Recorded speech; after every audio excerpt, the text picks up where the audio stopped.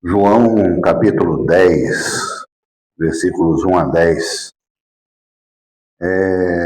Existe um período do ministério de Jesus que só é registrado no Evangelho de João.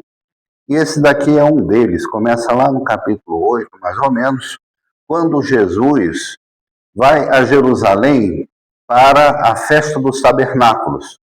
Jesus seguia a religião judaica e uma das festas obrigatórias para os judeus comparecerem em Jerusalém, comparecerem ao templo, era exatamente a festa dos tabernáculos.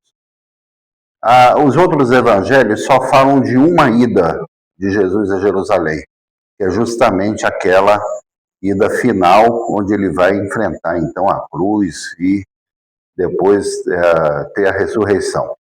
Mas João menciona diferentes oportunidades em que Jesus esteve em Jerusalém. E essa foi uma delas. E sempre causando alguma polêmica, sempre sendo visto com muita curiosidade, muita crítica e muita oposição pelas autoridades religiosas, porque ele abertamente ele se opunha a muitas das suas práticas. Então, aqui ele faz um discurso bastante incisivo e bastante didático. Jesus sempre utilizou coisas do dia a dia da vida do povo como meios para falar de verdades transcendentes, coisas que seriam difíceis expor teologicamente. Ele expunha falando de coisas do dia a dia. O semeador que jogava semente no chão, a dona de casa que procurava uma moeda perdida dentro da sua casa, embaixo do móvel, embaixo da cama, a luz acesa iluminando o ambiente, enfim, coisas que eram do dia a dia de todo mundo. E aqui ele fala então da figura do pastor. É uma figura importantíssima até hoje na Palestina. É a figura do criador de bodes e ovelhas, porque a Palestina é um terreno árido que nunca foi muito bom para você criar gado, né? Aquelas bois enormes, aquelas vacas, aquele negócio. Sempre foi um lugar bom para criar gado miúdo.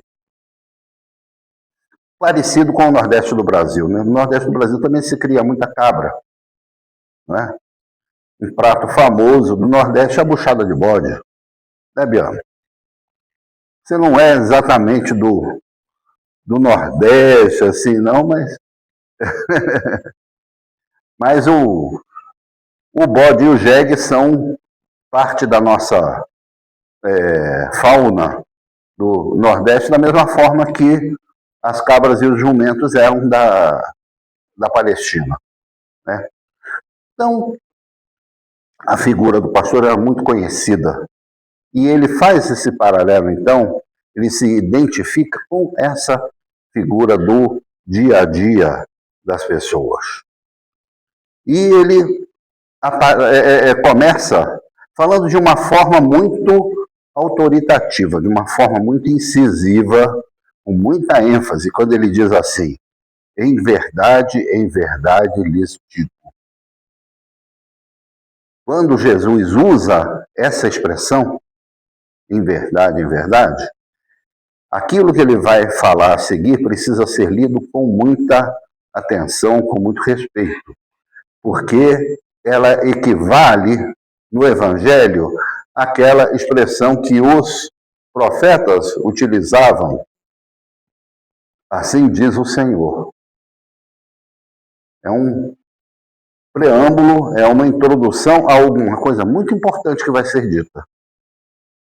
E ele diz o seguinte, né? Em verdade lhes digo que quem não entra no curral das ovelhas pela porta, mas sobe por outro lugar, esse é ladrão e salteador. Para compreender o sentido dessa frase, é importante a gente saber como funcionavam os currais de ovelhas na Palestina.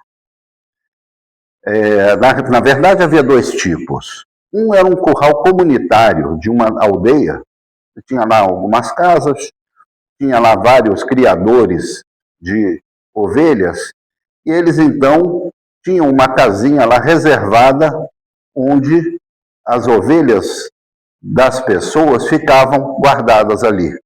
As pessoas não tinham espaço em casa para guardar os animais. Então, elas ficavam naquele curral municipal ali, onde guardavam as ovelhas. E uma pessoa ficava responsável por abrir e fechar esse curral, né, que é identificado aqui como o porteiro, né?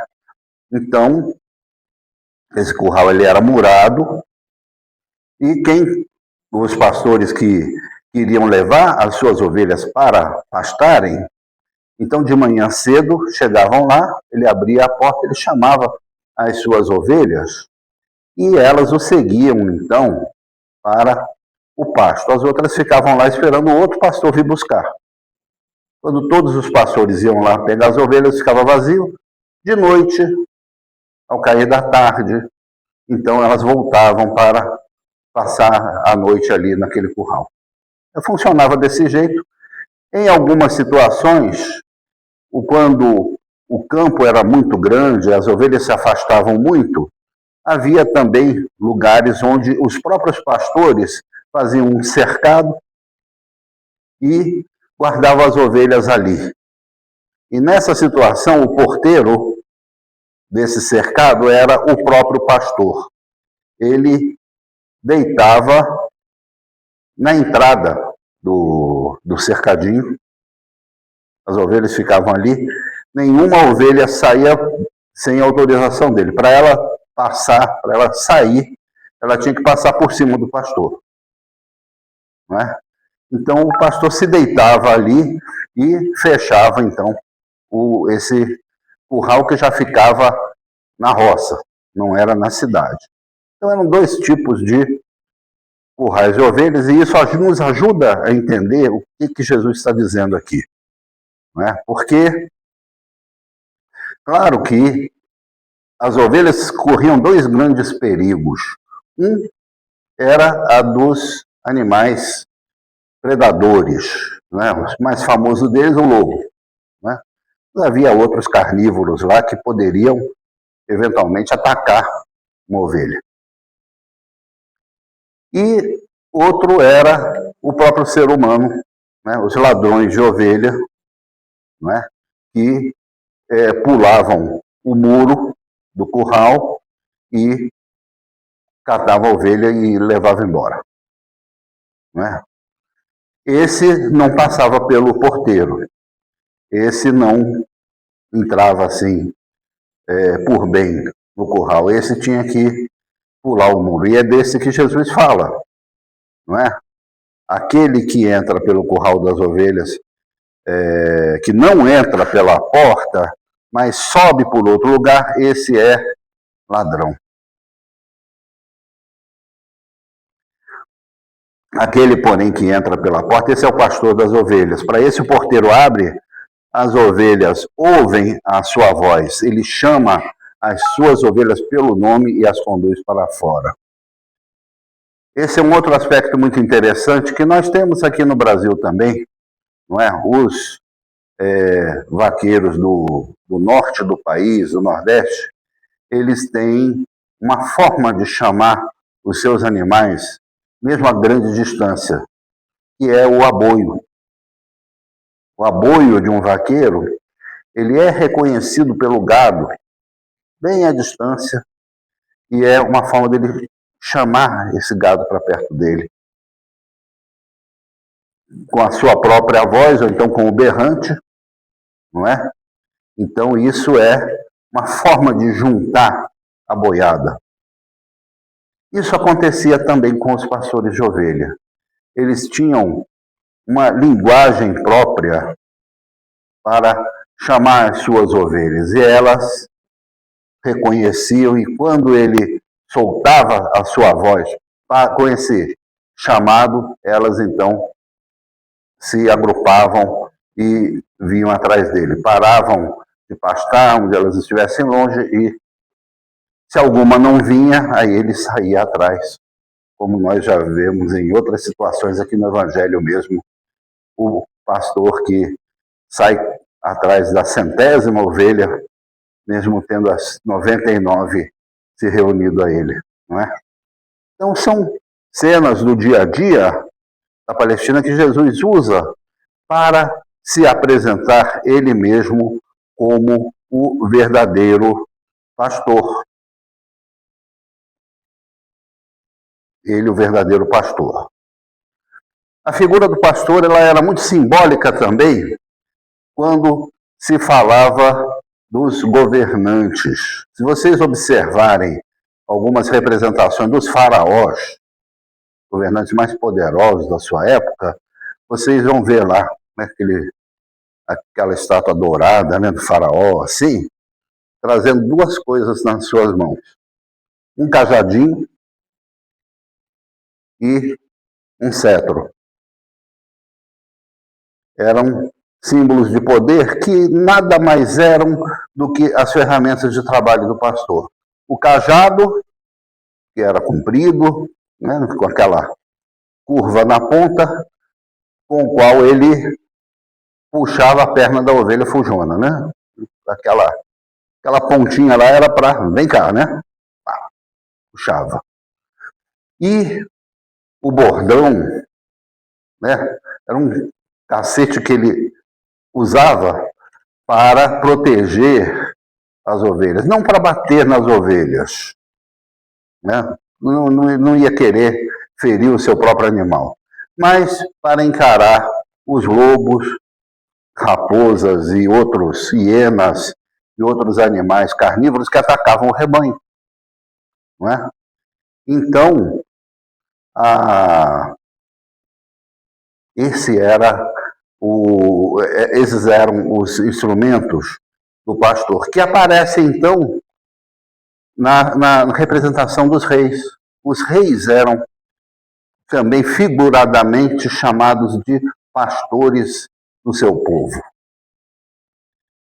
E os profetas, especialmente Ezequiel, por exemplo, Jeremias, eles denunciam as mazelas, a incompetência, a irresponsabilidade dos pastores de Israel. Ele usa exatamente essa palavra. E ele diz, olha, eu vou dar a vocês outros pastores, porque esses aqui não estão tomando conta do rebanho. Na época de Jesus, inclusive, a figura do pastor não era bem vista. Não era bem vista. Isso me lembra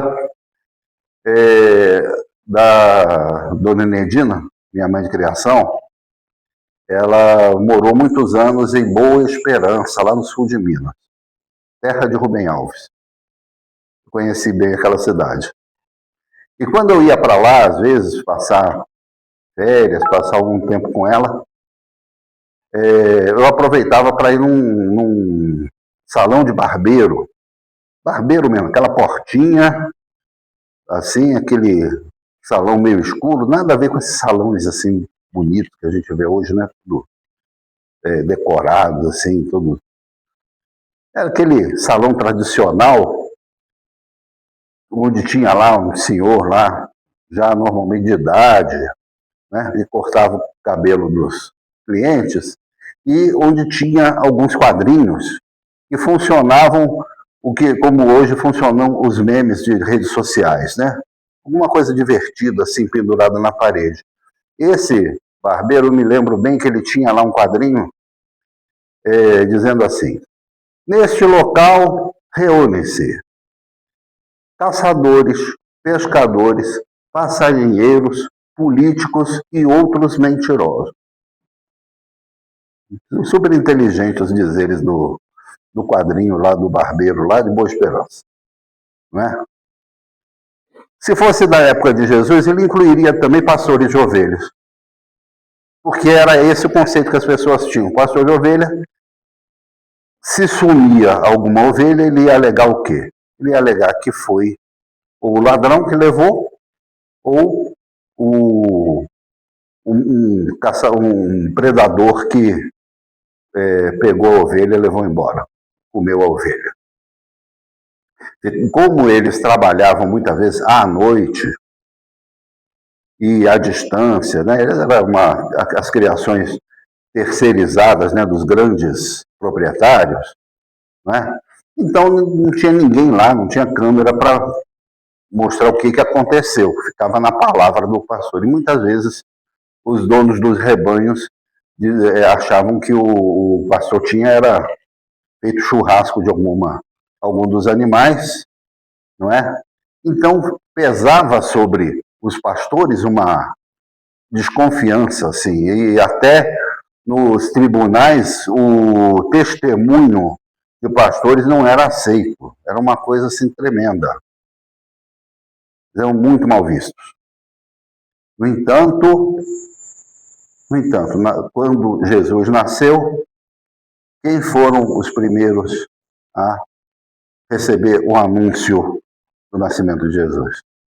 Foram justamente pastores que estavam lá no meio da noite, perto de Belém, com as suas ovelhas.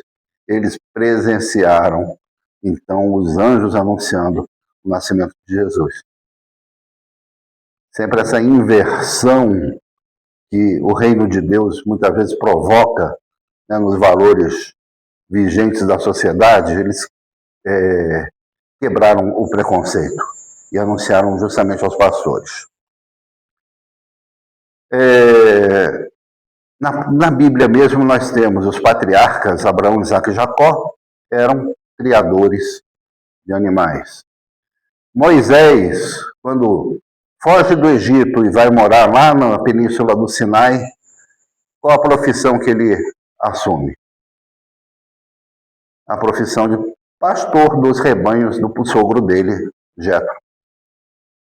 Então Moisés também era um pastor. Quando Samuel vai à casa de Jessé ungir o novo rei de Israel, aparecem todos os irmãos mais velhos dele, todos os irmãos mais velhos, né, os filhos de Jessé, mas ficou faltando um. Não era nenhum deles, era quem que ele estava procurando? Davi, que estava fazendo o quê? O menino está lá com as ovelhas, está lá com o rebanho. Pastor também, não é?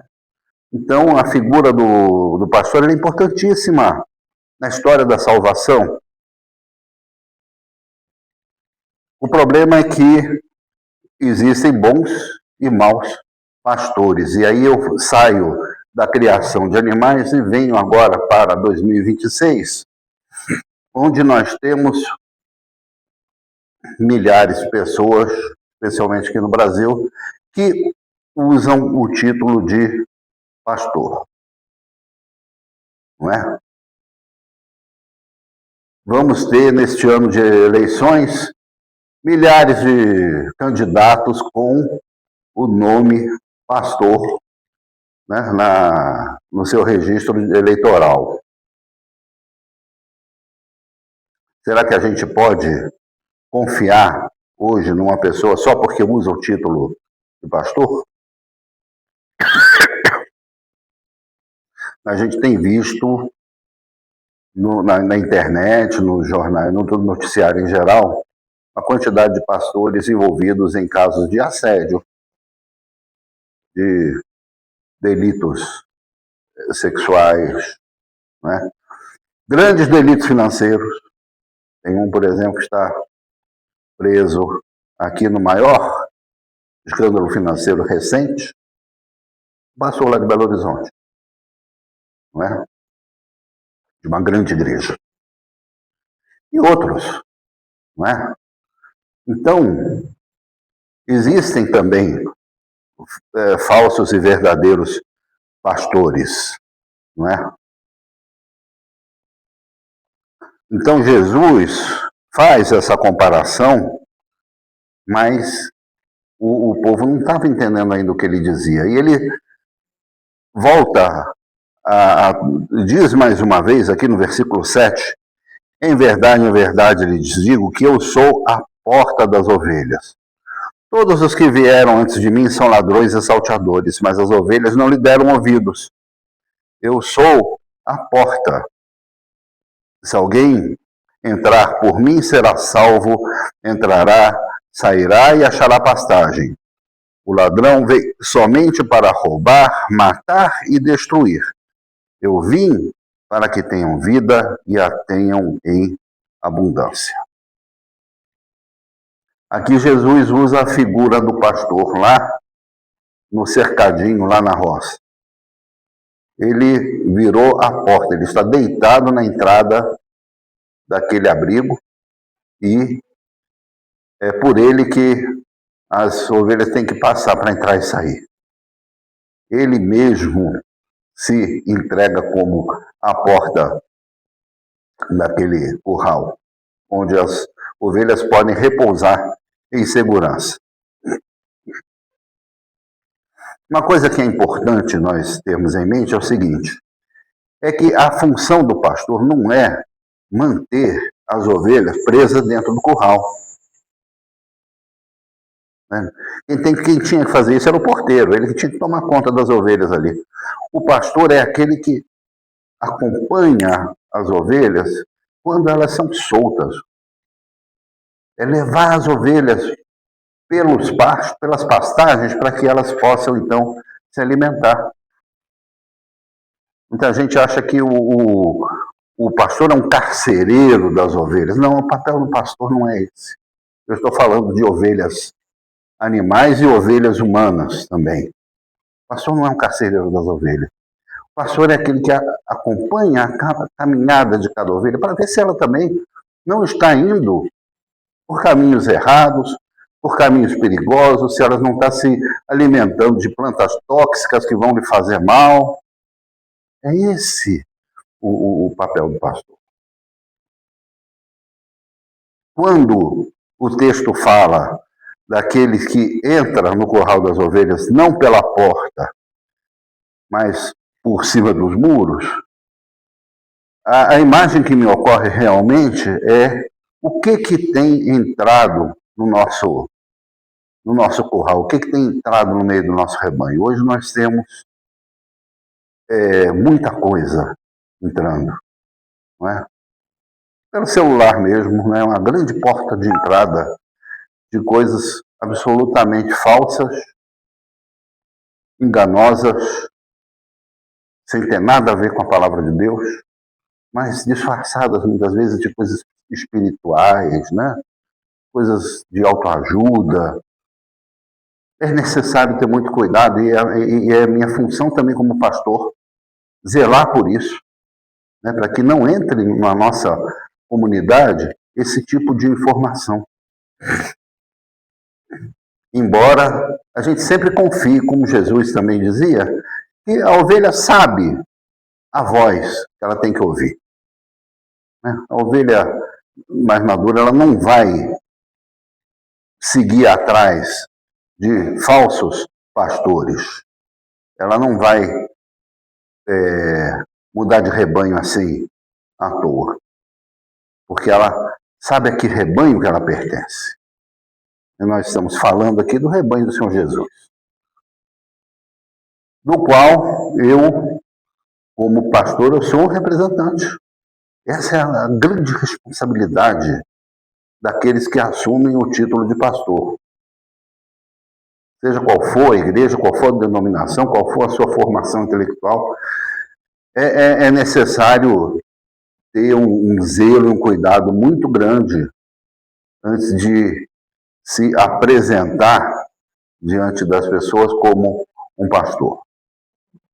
Coisa que muitas vezes a gente não vê em algumas pessoas, infelizmente. Não é? Então, a promessa de Jesus, e eu aqui vou me encaminhando, né, para o final dessa mensagem, é a seguinte: o ladrão vem somente para roubar, matar e destruir. Eu vim para que tenham vida e a tenham em abundância. vida abundante. Bom, a primeira imagem que ocorre, né, a muitas pessoas, assim, então, vida abundante é o quê? Aquela vida próspera, né? Aquela vida de luxo, de consumo, né? É nessas horas que a gente precisa ler o Salmo 23. Nós lemos o Salmo 23 hoje, nós cantamos o Salmo 23, porque ali está escrito o seguinte: o Senhor é o meu pastor, nada me faltará. Esse faltar aqui, o verdadeiro sentido dessa palavra, no versículo do Salmo 23, é o seguinte: eu não vou sentir necessidade de mais nada. Né? Então é como se eu dissesse assim: o Senhor é meu pastor, não preciso de mais nada. Isso me basta. Isso me basta. É diferente da pessoa, por exemplo, que é consumista. Não é? O consumista está sempre faltando alguma coisa. Ele está sempre precisando comprar alguma coisa a mais. E a propaganda ajuda nisso daí também, criando necessidade, né, na cabeça das pessoas, né, para elas comprarem aquilo que elas não precisam. Não é esse o sentido da abundância, da vida abundante de Jesus. A vida abundante de Jesus é essa. Eu, tendo o Senhor como meu pastor, tendo Jesus como meu pastor, então eu não vou sentir falta de outras coisas que não têm a mesma importância, que não têm a mesma, o mesmo peso, que não fazem falta realmente na minha vida. Claro que nós temos necessidades mínimas, claro que nós precisamos ter uma vida com dignidade, mas não se trata de uma vida de ostentação, não se trata de uma vida de ir atrás daquilo que a gente não precisa. Acho que é muito importante a gente ter clareza disso, né? Então, a vida abundante é a vida abundante que fala o Salmo 23. Nada me falta. Não é? Então, meus irmãos e irmãs, é essa mensagem que eu gostaria de compartilhar com vocês nesse domingo do Bom Pastor, desejando que nada falte a nenhum de vocês, porque Jesus é realmente o nosso bom pastor. Amém?